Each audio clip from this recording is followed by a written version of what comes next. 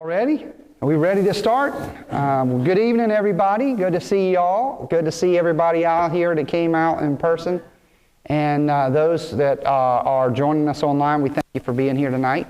We are continuing our Bible study through the book of Acts, week 25 tonight, and finish up chapter 15.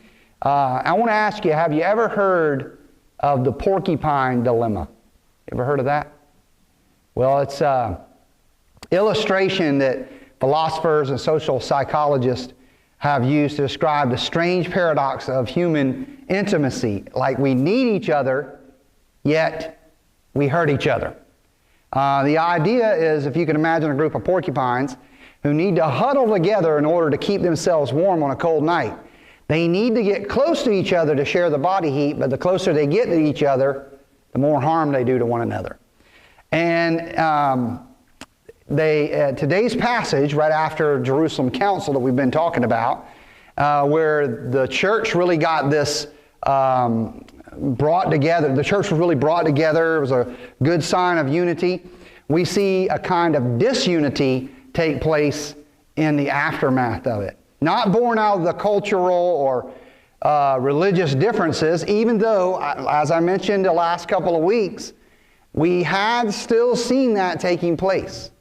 There still had been the case that Jewish converts to Christianity and non-Jewish converts to Christianity had not worshiped together. They still weren't intermingling in worship. They were worshiping in separate places.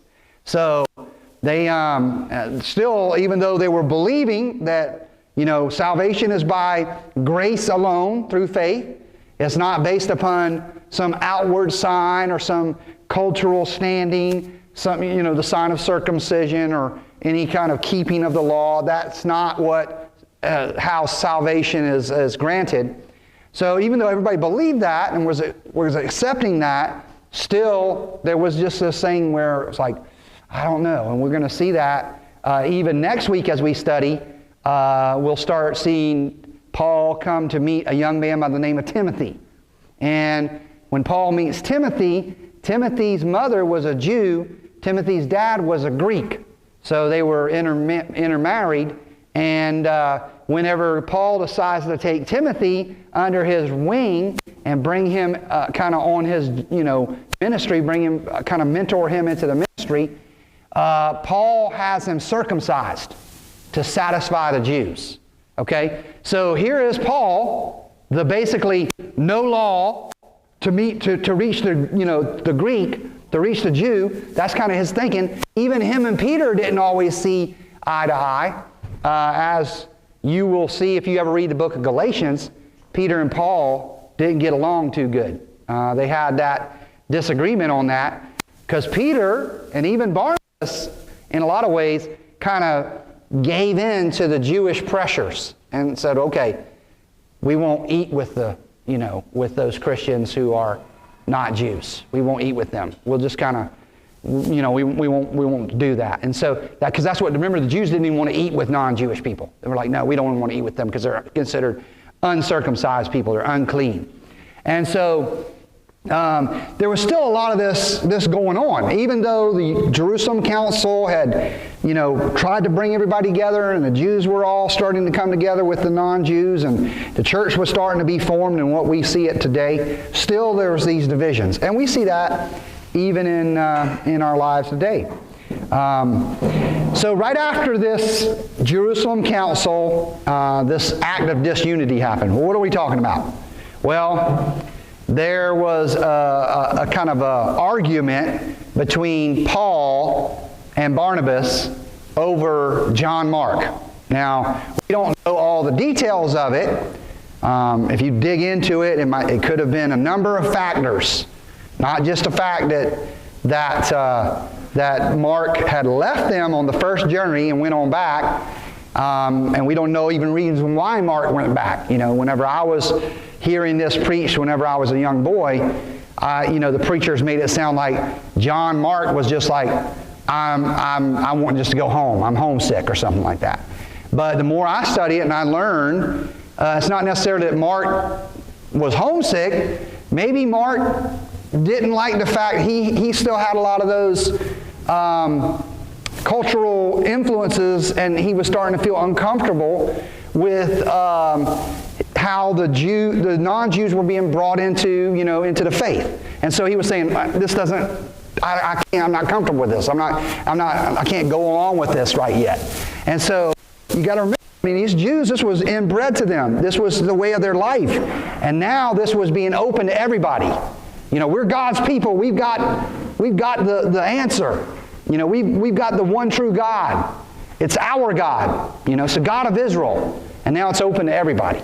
And so it was hard for them to kind of get over that. We talked about that. Something that's been a part of our lives is hard for us to change if we've been so indoctrinated in the way. Just think of Baptists. A lot of Baptists are just so indoctrinated, right? They can't change. They can't do anything different.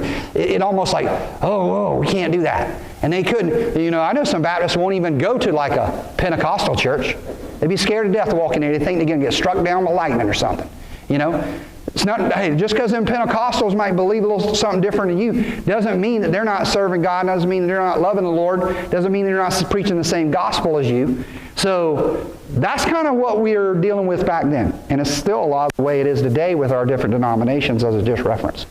So this fight was taking place, and it just goes to prove that kind of porcupine dilemma. We need one another to survive, but in the process we often hurt one another.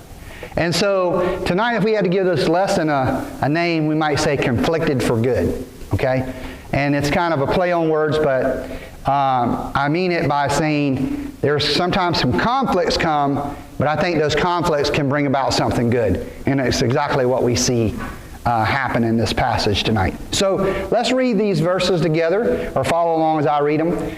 Acts chapter 15, 36 through the rest of the chapter. We'll finish out 15 tonight. It says, "Then after some days, Paul said to Barnabas, 'Let us now go back and visit our brethren in every city where we have preached the word of the Lord, and see how they are doing.' Now Barnabas was determined to take with them John, called Mark. But Paul insisted that they should not take with them the one who had departed from them in Pamphylia, and had not gone with them to the work. Then the contention became so sharp that they parted from one another. And so Barnabas took Mark and sailed to Cyprus. Paul chose Silas and departed, being commended by the brethren to the grace of God. And he went through Syria and Cilicia and strengthening the churches." So we see this conflict between Paul and Barnabas over John Mark. And we see there was this conflict there, which, as we will see, turned out to be something good. First of all, the plan was that Paul and Barnabas would go back where they had been all these months of ministering, of preaching the gospel, of planting churches. And when I say planting churches, y'all know what I'm talking about? I'm not talking about, they didn't go out there and build physical buildings, okay? That's not what was going on back then. To them, to plant a church meant you just won somebody to the Lord, and you wanted somebody else to the Lord, maybe in the same neighborhood or in the same synagogue, and then out of that, those people out of that town came together, and somebody in that town decided, hey, we're going to start meeting in our home, and we'll meet together at the synagogue. And that became essentially a church, even though it wasn't called a church. They didn't call them churches. Notice he doesn't say, let us go back and visit all the churches. Did he not say? He didn't say that. He said, let us go back and visit all the people that we preached to, those that believed. Let's see how they're doing. Let's encourage them in their faith. Again, this was something very new, and so he wanted to make sure they were encouraged. Plus, going back through was going to bring now one of the other apostles, one of these people going to come back and preach. Perhaps more people would come to faith. Perhaps more people would believe, because now these people that had just come to faith are telling their friends, man, you should hear about this Jesus, the resurrected Lord. You should hear about this, and this new faith is a faith of grace that all of us are welcome to come into the faith. And so they're starting to tell their friends about it, their families, and now Paul gets to go back and share that with them again. So that's kind of and this is what we refer to as the second missionary journey. The first one was Paul and Barnabas. The second one we know is going out in two groups going out. So they visit the same areas they preached to, and that was the plan. Now their problem was Barnabas wanted to take his cousin, John Mark. And you can learn who his cousin was from the book of Colossians. Tells us in Colossians chapter 4 that John Mark was the cousin of Barnabas.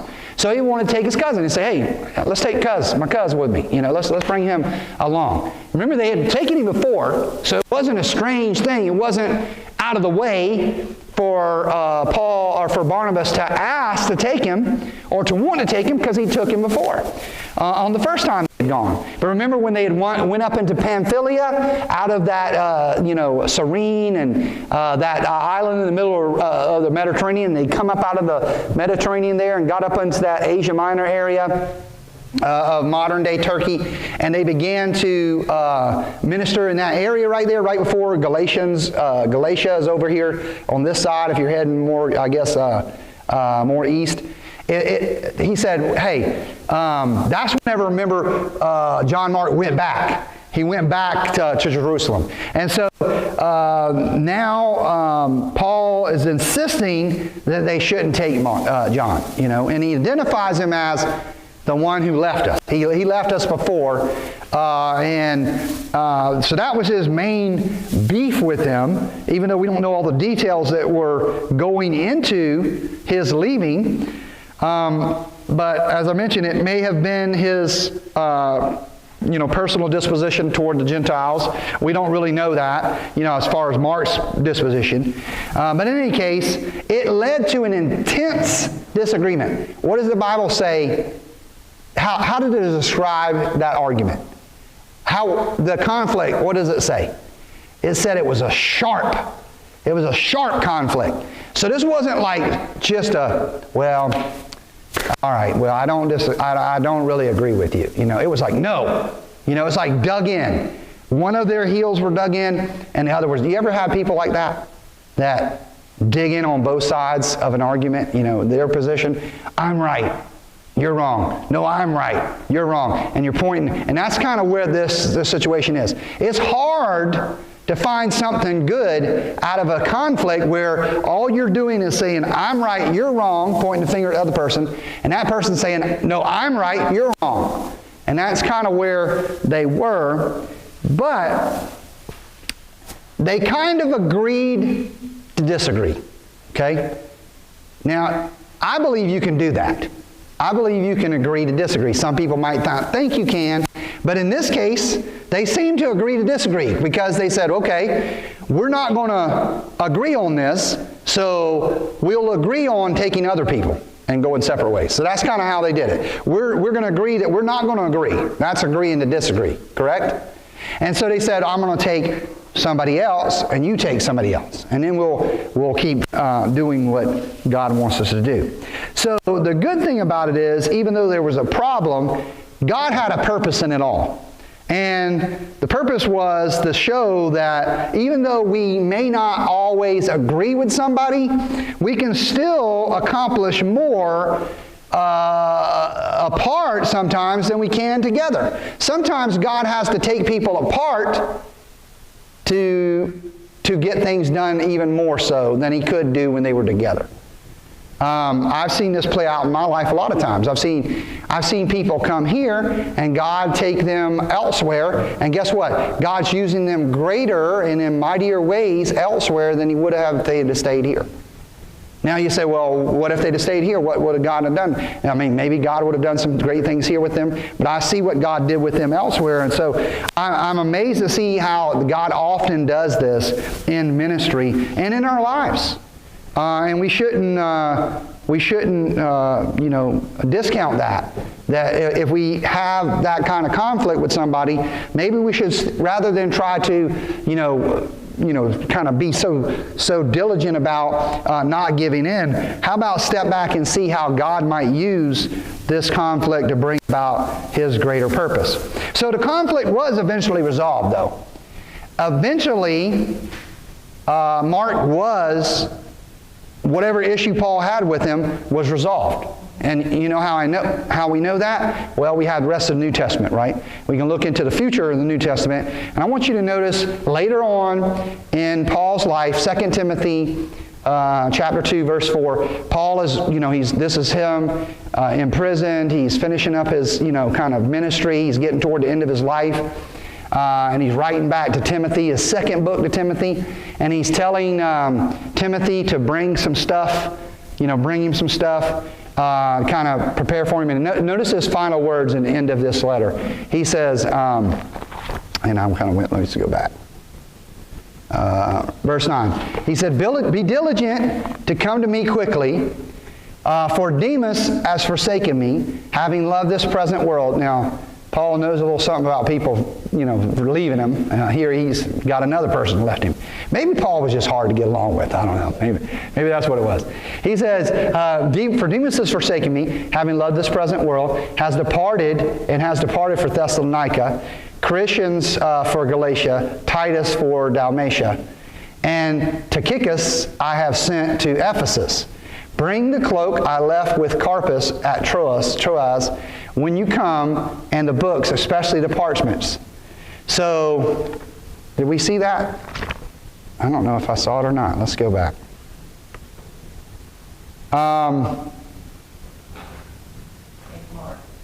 Yeah. I left out 11. So, verse 11 is where it was, right? Verse 11. I don't know. I messed up verse 11. I skipped verse 11. Okay. Anyhow.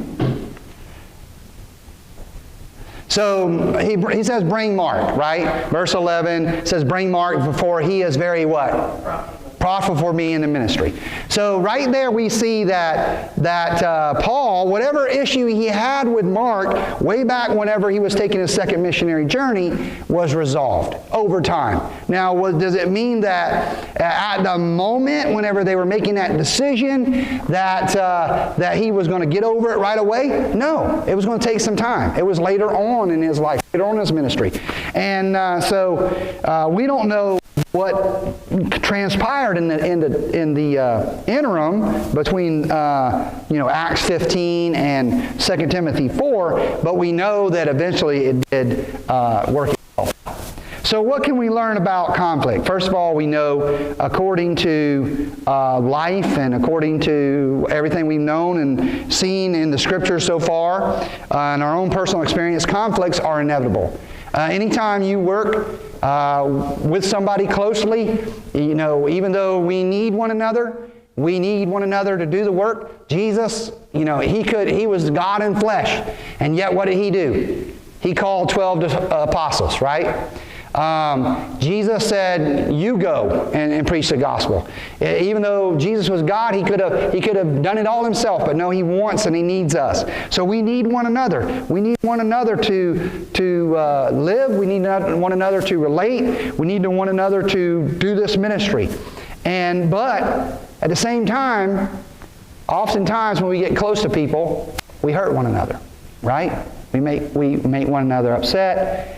We say things we shouldn't say. We do things we shouldn't do. And that happens. Conflicts happen in life, but they can be productive because God has a way of using all things for His glory. And in what way did this bring God glory? This conflict. What way did it bring Him glory?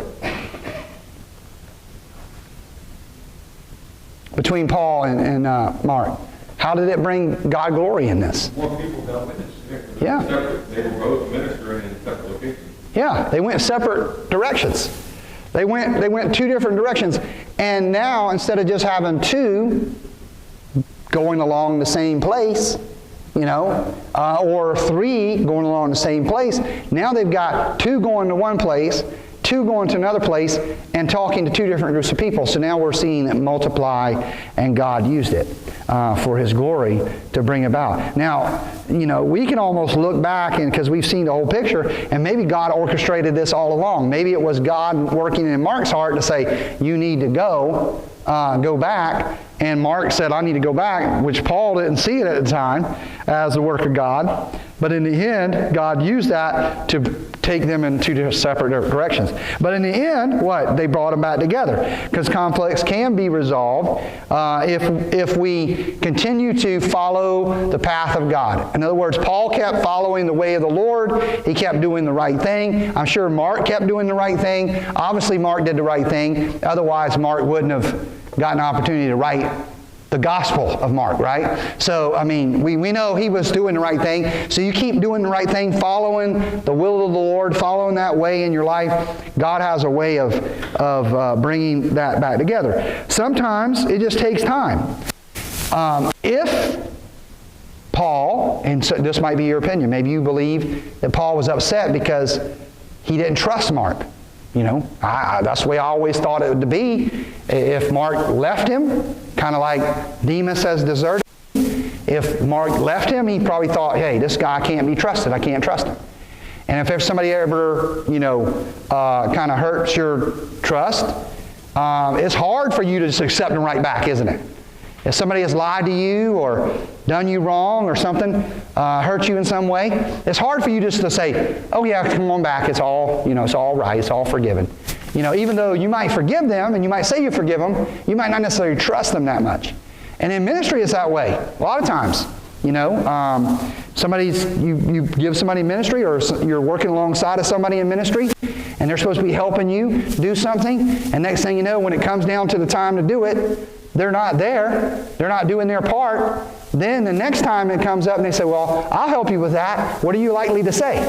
I don't know if I trust you. I mean, last time you said you were going to help, and here I was left holding the bag. I had to do it all myself. So, it'd be hard to do that. So it takes time to kind of gain that trust again. It takes time sometimes to learn to appreciate differences of people. Appreciate their gifts. Appreciate their talents. Sometimes we have a paradigm of how we think something should be done, or how we think it's the way it should happen, and we may not appreciate somebody's perspective or the way somebody does it. So, I can tell you out of my own personal experience, I've learned this a lot through life and through ministry and through being a pastor.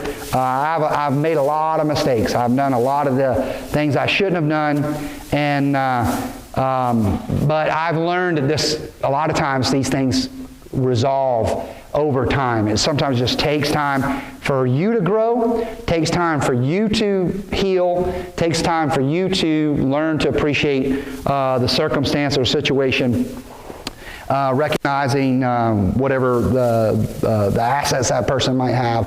And eventually that's where Paul got with Mark. And they came back together in the end of his life. He said, hey, bring Mark with you because he's profitable to me. I need him. And so it's a very, very different story Paul was talking about than he was in the end of chapter 15. So hopefully this has been an encouragement to you. Hopefully you've learned something. We're starting to see the picture come together, the church starting to be formed, bringing it together under one doctrine, which that's going to be the doctrine carried forth. This is going to be the decree carried forth. You don't have to be circumcised. And then yet, you get to chapter 16, and what does Paul do? Takes a poor man that's never been circumcised, not in his culture, not even a thing, and says, okay, we're going to need you to be circumcised because we're going to have to make these Jews happy. And this is exactly what we see happening. So this is what's going to happen next week as we start talking about that. So even though a lot of this stuff's starting to kind of they're trying to work it all out, it's still a work in progress, and we can see even today it's an issue in a lot of churches. That's why we have denominations. That's why there's a lot of people can't work together, That's why I've been a part of some churches that, in one particular denomination that wouldn't work with another particular denomination. They wouldn't work with each other to come together for a community event or something. And that's just, I think, can be, if you're of like faith, especially on the doctrine of salvation, then I believe you should be able to find common ground to work together for the common good. And it's kind of the way I've always looked at it. All right, we're going to go ahead and go to prayer time. If you have a prayer request you'd like to share with us, we're going to be taking some prayer requests in person here, but you can certainly leave a prayer request in the comments. and we will pray for them tonight, or go to our website and riveroakcc.org and leave your prayer requests there, and we will begin praying for them as we see them. In any case, may the Lord bless you and yours always until we meet again.